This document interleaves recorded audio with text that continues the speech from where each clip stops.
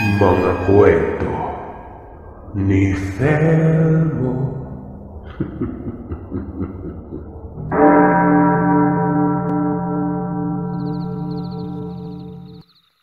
Buwan ng Abril, taong 1777. Mula sa isang maliit na sityo ng Aniniway or Aninii sa may Antique. Sumama ang nooy batang si Lolo Maron sa kanyang tiyo apa sa bayan ng Himamaylan, Negros Occidental para magsaka at mag-ani ng tubo. Doon kasi ito nagtatrabaho at nakikita niyang maganda ang kita nito kapag umuwi sa kanila tuwing sasapit ang 3 buwan. Ayon dito, magandang magpasahod ang kanyang amo sa may Negros. Basta masipag ka, magaling makisama at pulido magtrabaho. Lalong-lalo na kapag mabilis kang magtrabaho nun. Para sa nooy 15 taong gulang na si Lolo Maron, madali lamang yon. Sanay din naman siya sa pagsasaka at pag-aani ng tubo. Sa kagustuhang makatulong sa magulang at mga kapatid ay nakapagdesisyon si Lolo Maron na magpaalam sa kanyang magulang na sasama ito sa kanyang tuhin. Nag-aalangan man ay pinili namang payagan ng kanyang mamay at papay si Lolo na sumama dito sa tiyo niya na ito. Tiwala naman sila dito dahil kapatid ng kanyang ama at alam ng mga itong hindi siya pababayaan ng mga yon. Kung kaya't pinayagan na lamang nila sa kanyang gustong mangyari. "Siguraduhin mo na magiging ligtas ka doon, anak ha," wika ng kanyang ina. Ang kanyang ama kahit na hindi nagpapahalata, ramdam mo naman ito ang lungkot ng kanyang pag-alis. Pero hindi na niya ito gaanong binibigyan ng pansin. Ayaw niya kasi nakikitang malungkot ang kanyang mga magulang kung kaya't imbis na harapin pa ang mga ito, ay kaagad na siyang tumalikod para sumunod na sa kanyang tiyo apa. Maayos naman silang nagbiyahe papuntang Pantalan sa Iloilo. Doon kasi ang sakayan papuntang bayan ng Bacolod. Nasa 4 hanggang 6 na oras ang biyahe nila sa dagat. Hindi kagaya ngayon na nasa 1 oras lang biyahe. Depende sa takbo ng panahon. Namangha naman si Maron pag kakita niya ng bapor na kanilang sasakyan. Bapor ang tawag sa mga sasakyang pandagat noon. Pag-upo niya pa lamang sa bangko ng bapor ay kaagad niyang tinanaw ang karagatan at doon ay malaya niyang ginugunita ang magiging buhay niya sa hinaharap. Pinangako ni Maron sa kanyang sarili na pagbubutihin niya ang kanyang pagtatrabaho at hahanguin niya ang kanyang pamilya sa hirap. May ilang oras pang nakalipas ay hindi niya na malayang nakatulog na pala siya. Nagising na lamang ito sa kalabit ng kanyang tiyuhin. Naririnig niya ang ingay ng mga kasama niyang pasahero. Malakas pala ang alon nun. At ang mga tao ay nagpapanik na kung kaya't ipinikit ni Maron ang kanyang mga mata at nanalangin. Nilakasan niya ang pagbigkas ng panalangin na yon. Nang marinig ng mga kapwa niya pasahero ang kanyang panalangin ay sumunod na rin ang mga ito. Inabot yon ng mga mahigit 45 minutos ang pagpapanalangin nilang yon. At nang imulat nilang kanilang mga mata, maayos na ang daloy ng tubig. Hindi na maalon, banayad na ang pagdapya ng mga alon. Muling umupo si Maron sa upuan kung saan siya nakatulog. Kinain niya ang baon niyang nilagang saging at itlog at muli siyang natulog. Habang ang kanyang tiyo apa ay nakikipagkwentuhan sa kanilang mga kasamaan sa trabaho. Galing din ito sa lugar nila at sumama rin sa tiyuhin niya. Nagbabaka sakali na gumanda din ang kita nun. Madaling araw na sila nang makadaong sa Pantalan sa Bacolod. Pagkababa nila ng bapor ay nagpahinga na muna sila sa Pantalan habang naghihintay ng bukang liwayway. Para makasakay na sila sa jeep na bumabiyahe mula Pantalan hanggang sa Himamaylan. Kulang-kulang 2 oras ang kanilang biyahe mula Pantalan papuntang bayan ng Himamaylan. Pero pagdating sa bayan ay kailangan pa nilang sumakay ng tricycle o hindi kaya ay habal-habal papunta sa kanilang pagtatrabahuan. At yun na medyo mahirap. Pero araw naman kung kaya't hindi sila nag-aalala. Sumapit ang bukang liwayway. Dumating ang jeep at kaagad na silang sumakay doon. May tumabi kay Maron na isang matandang lalaki na may daladalang bayong. Nilalangaw yun at may hindi kaaya-ayang amoy. Biglang naramdaman ni Maron ang pagbasa ng kanyang bulsa. Ang langis niyang dala ay kumukulo at umaapaw. Medyo mainit yun sa balat pero hindi naman ramdam ni Maron ang init nito sapagkat ordinaryo naman siyang tao. Ang matanda naman na umupo sa tabi niya ay tumingin sa kanya ng mabalasik at may namumulang mata. Sinigawan nito ang driver na huminto. Kaagad itong bumaba kasama ang binatilyong lalaki na nakatingin din sa kanya. Pero hindi mabalasik at hindi namumulamang mata nito. Malumanay itong nakatingin sa kanya na tila ba humihingi ng dispensa. Tinanguan niya na lamang ang binatilyong yon at nginitian. Gumanti din ng ngiti ang binatilyo at tuluyan na itong bumaba. Nang lingunin niya ang kanyang tiyuhin ay napapailing na lamang ito habang nakamasid din sa maglolo na bumaba. Napansin rin siguro nito ang ikinilos ng matandang yon. Nilapitan siya ng kanyang tiyuhin sabay sabi ng, "Nako, kaaga-aga oh. Inumaga na yata yung uwi ng mga yun ah." Wika nito sa kanya. "Mag-ingat ka sa mga tao makakasalamuha mo dito, Maron ah. Hindi mo kabisado yung mga tao dito. Kahit ako, wala masyadong alam sa mga tao na nakapaligid sa atin sa lugar na to eh. Kung kaya't doble pag-ingat yung kailangan." "Opo, tiyo," sagot ni Lolo. Pagkababa nila sa lugar kung saan sila sasakay ng habal-habal papasok sa lugar kung saan sila magtatrabaho, ay tila ba iba na ang pakiramdam niya sa lugar na yon. Para kasi itong tago na para sa kanya, sa bungad pa lang ay nagsisitaasan na mga tubo. Idagdag mo pa na bundok na tanawin na animoy napapalibutan ng lugar ng gubat. Ramdam din niya ang bigat ng aura sa lugar. Yun bang pinamamahayan ng hindi magagandang elemento? Dahil napaka-negatibo umano ng nararamdaman niya. Ilang saglit pa ay dumating na ang habal-habal na sasakyan nila. Namangha siya sa klase ng habal-habal na yon. Yung upuan ng motor ay nilagyan ng extension para magkasya ang 5 hanggang 6 na tao sa isang sakayan lang. Bagay na doon niya lang nakita yon. Humanga si Maron sa idea na yon ng mga naghahabal-habal. Hindi niya nakita ang ganong estilo sa kanilang lugar.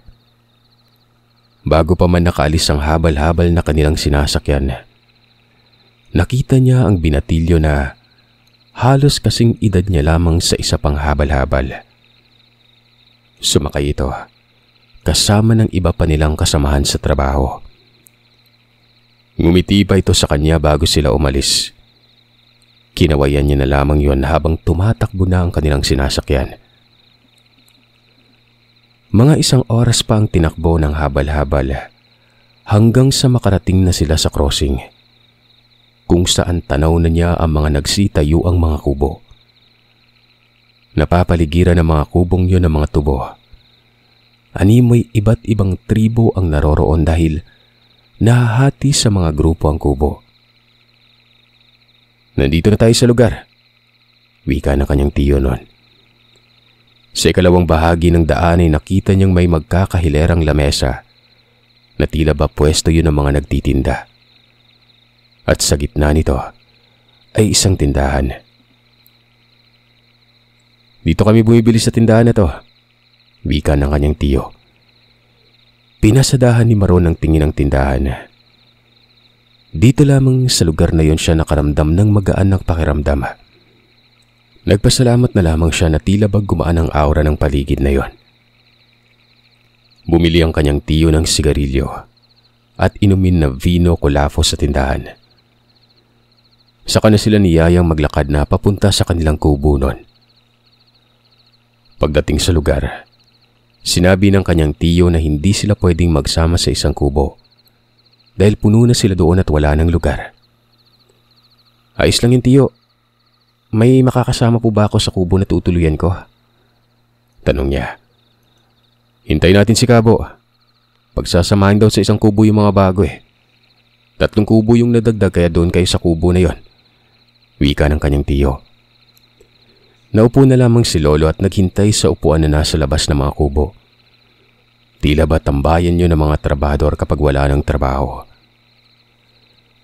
Makalipas ang ilang sandali ay dumating ang isang grupo ng mga nagtatrabaho kasama ng sinasabi nilang Kabo. Naroroon din ang binatilyo na nakita niya kanina sa isang habal-habal. Kabo, magandang hapon no. Magandang hapon din naman sa iyo, apa. Ito na ba yung mga kasamaan mo na galing sa inyo? Nagsitayuan naman sila sabay sagot ng opo. 4 na tao lamang yung kasya sa isang kubo. 10 kayong baguhan kung kaya't ang 2 doon na sa isang kubo ah. Wika ni Kabo. At dahil sa 2 silang magkaedad ay sila na lamang ang nagsama sa isang kubo noon. Anong pangalan mo? Ako po si Maron. Ikaw anong pangalan mo? Ako si Pula. Natawa ang mga kasama nila dahil doon. Pati sina Maron at Pula ay natawa na rin. Naging masaya ang hapon na yon para sa kanila. Inilabas ng Kabo ang mga karton na daladala niya. Supply nila yon ng pagkain sa loob ng 1 linggo. Lingguhan kasi ang pagbibigay ng kanilang supply sa pagkain. At dahil 2 lamang sila ng binatilyo sa isang kubo ay binahagian sila ng dilata na sardinas at instant noodle at bigas. Nakasya sa kanilang 2. Nag-aalangan pa si Pula sa pagpasok sa kubo nilang 2. Nauna na kasing pumasok si Maron doon. Halika na dito, tol. Tayong 2 lang naman ang magkasama sa kubo eh. Magkakahiyaan pa ba tayo? Nakangiting wika dito ni Maron. Ngumiti na lamang din si Pula at pumasok na sa kubo noon. Sabay sabing, pasensya ka na sa inasal ng lolo ko kaninang umaga, tol ha. Wika nito sa kanya. Wala yun, tol. Naiintindihan ko kung bakit ganun yung inasal ng lolo mo. Napayuko na lamang si Pula pagkasabi niya na naiintindihan niya. Nag-aalangan itong tumingin sa kanya na animoy. May gustong sabihin na hindi nito maituloy. Ngumiti siya dito sabay himas sa bulsa ng pantalon niya. Hindi kumukulo ang langis. Hindi din yun umiinit. Kung kaya't siya na mismo ang nagsalita. Hindi ka naman kagaya ng lolo mo, tol, di ba? Tahimik yung langis ko eh. Pabirong turan niya dito. Nangiti na lamang din si Pula sabay sabi ng, hindi, tol. Hindi ako kagaya ng lolo ko. Pero mabait yung lolo ko ah. Ni minsan hindi yun naminsala ng mga tao. Yun nga lang, apektado pa rin to sa mga langis na kagaya ng nasa sayo at sa iba pang mga pangontra. Naiintindihan ko, tol. Magluto na muna tayo ng hapunan natin nang sa ganun eh makapagpahinga na tayo. Sige, tol. Sagot naman ni Pula noon. Dali-dali na itong tumayo. May dala itong kaldero kung kaya't doon na sila nagsaing. Dahil medyo madilim na ay nagsindi na din sila ng lampara na nakasabit sa dingding ng kubo. Bawat kubo kasi may 2 lampara. Sa unang linggo ay libre ang gas ng mga lampara na yon pero sa ikalawa ay sila na dapat ang bumili. Ganon din ang kanilang bigas. Yun ang sinabi sa kanilang Kabo kanina bago ito pumasok sa sarili nitong kubo. Hindi naman yun problema kina Maron at Pula. Basta ba may sahod ay napag-usapan na nilang hati sila sa kung anumang pangangailangan nila. Ilang taon ka ba nang magsimula ka magsaka ng tubo, tol? Tanong ni Maron kay Pula. 9 na taong gulang yata. Ikaw ba ilang taon ka nang nagsimulang magsaka? Nasa 10 taong gulang yata din. Yun nga lang ang tubuan sa amin hindi kagaya dito. Napakalawak. Halos yun yung tanim ng mga sindero at asyendera dito. Wika ni Pula. Taga dito ka ba talaga, tol? Tanong ni Maron. Hindi, taga Sipalay ako. Dito lang ako nagbaka sakali na makapagsaka at magkaroon ng maayos na kita. Sa totoo lang tol, hindi naman talaga pagsasaka yung pakay ko dito eh. Wika ni Pula nun. Kasalukuyan na silang naghahapunan ng mga oras na yon. Nagtanong naman itong si Lolo. Ha? Kung hindi pagsasaka yung habol mo dito, ano? Ayon dito kay Pula, pinatay umano ang kanyang ama mga 2 buwan nang nakalipas. Dati yung nagtatrabaho sa may tubuhan. Ano tol? Inaswang eh. Wika ni Pula. Inaswang? Yun nga tol, yung lolo at lola ko yung aswang sa pamilya namin. Ang tatay ko, nag-iisang anak nila yun. Siguro sa galit nila kay lolo, si tatay yung binalikan. Pagkikwento ni Pula. Naging interesado si Maron sa naging kwentong yun ni Pula. Ang ibig mong sabihin tol, may aswang na nagtatrabaho dito? Ayon kay Pula ay yun ang naging kwento ng kanyang ama bago ito nalagutan ng hininga. Nasaksihan umano ng ama ni Pula ang karumal-dumal na ginawa ng nilalang. Nakita umano siya ng nilalang na ito, kung kaya't pati siya ay dinamay. Sa tingin mo tol, alam ng nilalang na konektado ka sa ama mo? Hindi tol, wala silang alam kung kaya sana may pakiusap ako sa'yo. Huwag mo sanang ipaalam sa iba yung totoong pakay ko kung bakit ako nandito. Pagpapakiusap sa kanya ni Pula. Sinabi naman ni Lolo na makakaasa siyang itatago niya kung anumang pagkakakilanlan o sekreto nitong ni Pula. Pagkatapos nilang kumain na naganda na sila para matulog. Habang nakahiga, nakaramdam sila ng parabang may ingay sa labas nun. Bubuksan sana niya ang maliit na bintana ng kubo pero hinila siya pabalik ni Pula. Bakit tol? Anong meron sa labas? Tanong niya dito. Huwag ka dyan tol. Dito ka manood. Sabay turo nito sa isang maliit na siwang sa dingding. Nakita niyang isang aso na kulay itim. May tila sinisingot yun sa kabilang kubo. Takang-taka sila kung ano yon. Maya-maya ay umatras ito. Saktong pagkaatras ay bigla itong lumingon sa kubo nila. Napailag sila sa butas. Lumapit ang nilalang sa kubo nila sabay angil nun. Pero patuloy silang nananahimik habang nagtitinginan na animoy, nag-uusap sa pamamagitan lamang ng isipan. Maya-maya ay umalis na ang asong ito. Saka pa lamang sila nakabalik sa kanilang higaan. Pero hindi na muna sila nag-usapan nun. Sumunod na araw ay medyo nahuli sila ng gising kung kaya't kinatok na sila ng kanilang tiyo apa. Ginising nito ni Pula si Maron. Nagdali-dali na silang naganda para mag-almusal. Mabuti na lamang at may natira pa silang pagkain noong nakaraang gabi. Yun na lamang ang pinagsaluhan nilang dalawa para makagayak na sa pagtatrabaho. Habang nasa labas ng kubo at nagtitipon-tipon ay lumapit si Kabo. Sinabihan sila nitong kapag oras ng tulugan ay matulog na umano. Huwag kung ano-ano pa ang ginagawa. Nagkatinginan silang dalawa. Nagtaka sila. Pero parang naunawaan nila nun. Naisip nila na hindi kaya si Kabo yung aso. Tahimik na lamang silang tumango sa sinabi ni Kabo. Lumipas sa maghapon na maayos naman ng kanilang pagtatrabaho. Hanggang sa 1 linggo na lang at makakauwi na sila sa kanika nilang lugar. Masaya si Maron sapagkat sa loob ng 2 buwan ay medyo marami-rami na ang kanyang naipon. Naisip niyang maibibili na niya ng 2 sakong bigas ang kanyang pamilya. Makakabili na rin ng sardinas na bihira sa 1 taon lang nilang kumatikman. Makakabili na din siya sa wakas ng bagong tsinelas at maibibili na niya ng laruan ng kanyang dalawang maliit na kapatid noon. Ganon ko magtipid si Maron. Si Pula naman ay binigay niya kay Maron ang iba niyang sahod. Siyempre takang-taka si Maron dito.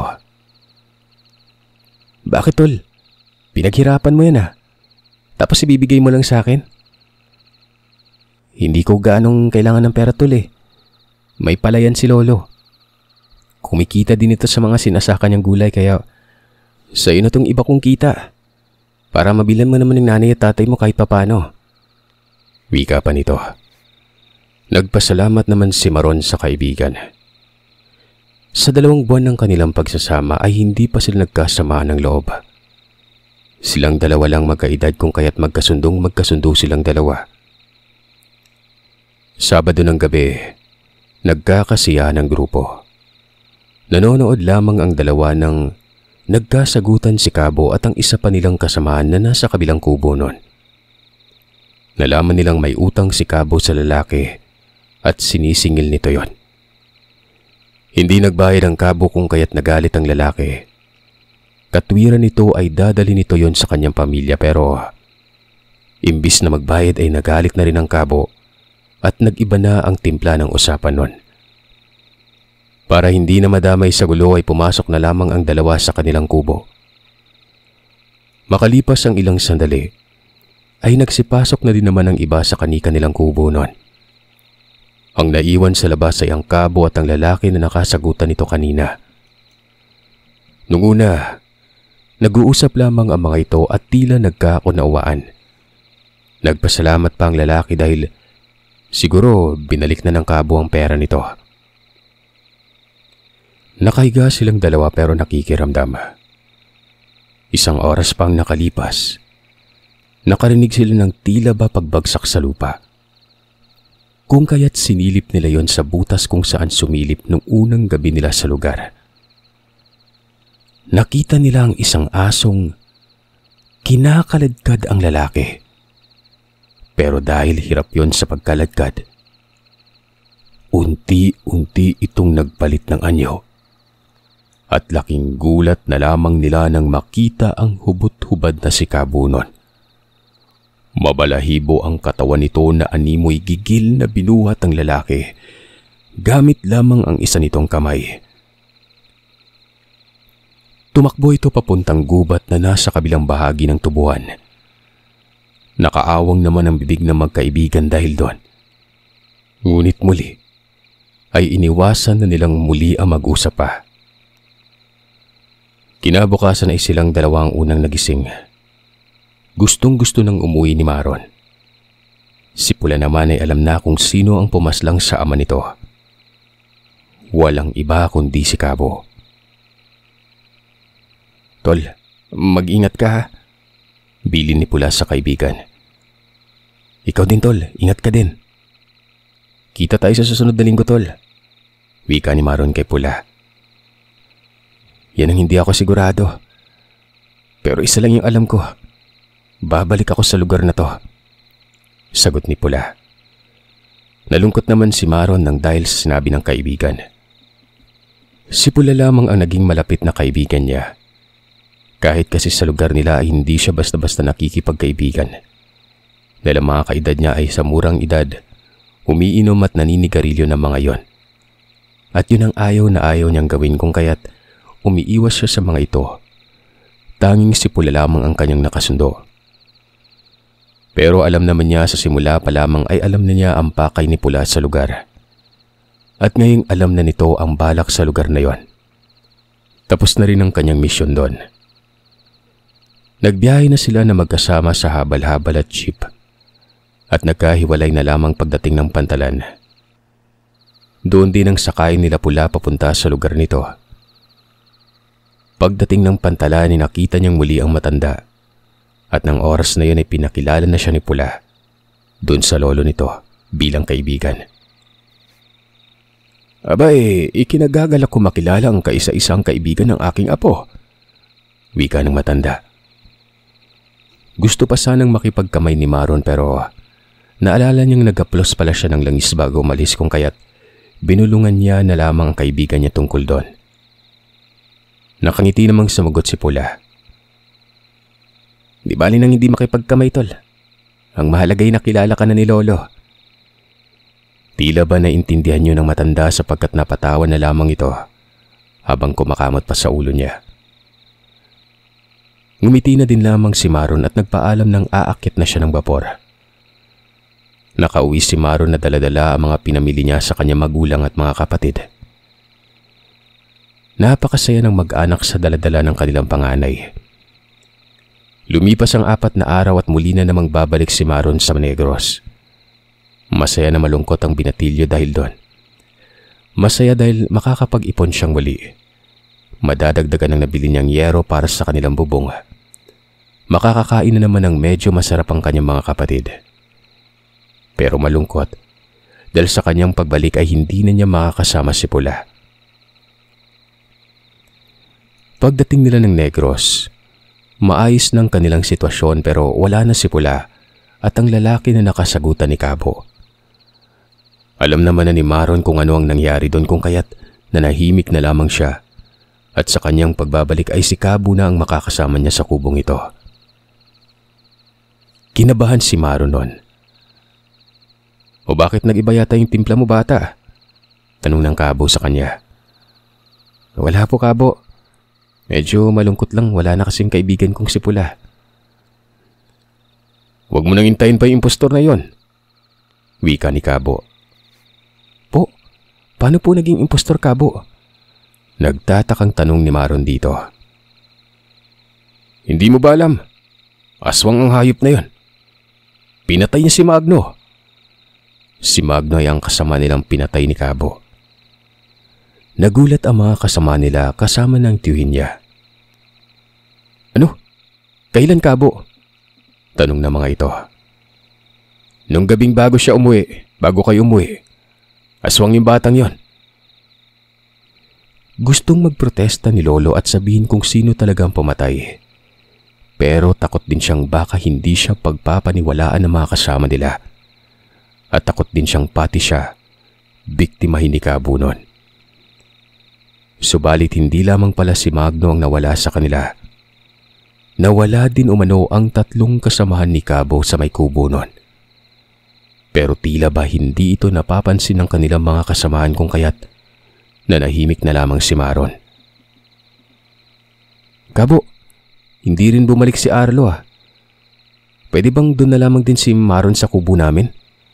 Wika ng kanyang tiyo apa. Tiningnan siya ni Kabo ng may paghihinala at may pagbabanta na naging sanhi ng kanyang kaba. Sige. May gigil na tinig na sagot nito kay apa. Pagkarinig ni Maron ng pagpayag ni Kabo, dali-dali na siyang nagpaalam para pumasok na sa kubo noon. Pagbukas niya ng kanyang bag para sana magpalit ng damit, nakita niyang basang-basa ang kanyang damit ng langis. Kumulo yun hanggang sa mabasag na ito at natapunan ng langis ang kanyang kasuotan. Nag-aalala si Maron dahil wala na siyang pangontra laban sa aswang. Naramdaman niyang mukhang kailangan pa naman niya ng pangontra. Pero wala na. Natapon ang lahat. Kinabukasan ay laking pagtataka niya kung bakit doon siya nilagay ng Kabo sa pinakadulo ng tubuhan para mag-ani. Nagboluntaryo pa ang kanyang tiyuhin na samahan siya doon pero nagalit ang Kabo dito. Sinabi nito na ang inutusan niyang bumili ng sigarilyo sa may tindahan ang makakasama ni Maron sa dulo. Hindi na lamang umimik pa ang kanyang tiyuhin sa tinura ni Kabo noon. Kabado man, nagsimula nang maglakad si Maron patungo sa dulo ng tubuhan. Pagdating doon na nagsimula na siyang mag-ani. Napakalayo niya sa kanyang mga kasama. Walang ano-ano ay may sumitsit sa kanyang likuran. Paglingon niya ay naroroon ang kanyang kaibigan na si Pula.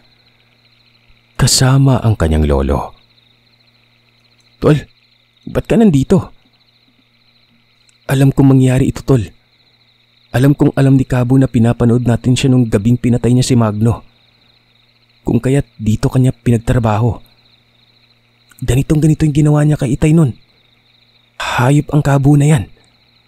Galit na galit umano na wika ni Pula, habang unti-unting namumula mga mata niya. Tol? Patanong na tawag ni Maron dito. May dahilan ako ba't ako naging ganito, Tol? Sagot sa kanya ni Pula, na tila ba alam na kung ano ang itatanong niya. Huwag ka mag-alala. Ako pa rin tong kaibigan mo. Umiba lang ng bagay yung pagkatao ko pero ako pa rin to. Bigla itong tumalon pabalik sa taas ng puno. Sabay senyas sa kanya magtrabaho na. Ilang saglit pa ay nakita niya si Kabo na papunta sa kanya. Animoy nagmamadali ito noon. Kasunod nito ang lalaki na sabi nito ay ang makakasama niya doon. At ang lalaking yon, ang anak ni Magno, na halatang kabado din ito sa mga nangyayari. Kabo, bakit? Tanong nito. Doon ay ngumisi ang Kabo at tila abot tenga ang pagkakangisi nito. Si Maron ay tila ipinako sa kinatatayuan niya, habang pinapanood si Kabo na nilalapa ang lalaki kahit umaga at sikat na sikat ang araw. Sabagay, kahit maliwanag na, ang lugar kung saan sila naroroon ay mahamog na mahamog pa. Nasa liblib sila na bahagi yun ng tubuhan. Nakatulala habang pinapanood ni Maron ang ginagawa ng Kabo. Alam mo ba, Maron? Ito ang nagsisilbi kong kainan ng mga tao na kagaya mo. Pakailamero. Ngayon, ikaw na ang isusunod ko. Gigil na wika ni Kabo habang tumutulo ang laway nito. Akma na sana siya nitong dadakmain nang kaagad na may sumuwag dito. Isang animoy baboy ramo yun na may sungay at nakalabas ang dalawang matutulis na pangil. Tumilapo ng Kabo pero kaagad itong nakatayo. Hayop! Sino ka? Pasigaw na sigaw ni Kabo sa nilalang. Kaagad na rin itong nagpalit ng anyo sa isang kalabaw. Sinuwag nito ang baboy pero dali-dali namang nakaigalag ang nilalang na yon. Mabilis ang pagpapalit anyo nito. Naging tao yun na may mukhang parang mukha ng baboy. Nakipagbuno ito sa kalabaw pero napakalakas ng kalabaw na yon. Dahil siguro kumakain itong si Kabo ng tao nun kaya ganong kalakas. Samantalang ang lolo naman ni Pula, hindi, at medyo may katandaan na rin yon. Pero nang akmang sasakmalin na ni Kabo ang matanda, dali-daling may sumuwag dito na isang baboy. Kaagad itong sinaksak ng tao na may mukhang hayop sa dibdib nun. Napasigaw ng malakas si Kabo. Muli itong sinuwag ng baboy at nilaslas naman ng matanda ang leeg nito gamit ang sarili nitong matatalas at mahabang mga kuko. Bumulwak ang dugo ng kalabaw kasabay ang pagtumba nito sa lupa. Dali-daling bumalik ang anyo nito bilang isang tao. Nanginginig ang tuhod ni Maron at kaagad itong hinimatay sa gulat at takot. Nagising na lamang itong nasa loob na ng kubo. Ang tiyuhin niya ay nag-aalalang nakabantay sa tabi niya. Alam mo ba na ang kwentong yun, Sir Seth, ay nabura na sa isipan niya hanggang umabot na siya ng 70 anyos. Kung kailan pa siya tumanda ay doon niya pa lamang naalala at nakwento sa kanyang mga apo. Kung kaya't may ibang hindi naniniwala dito. Pero ayon kay Lolo Maron, yun ay ang kanyang totoong karanasan kung saan nasaksihan niya ang pakikipag-away ng kanyang kaibigan sa isang Kabo.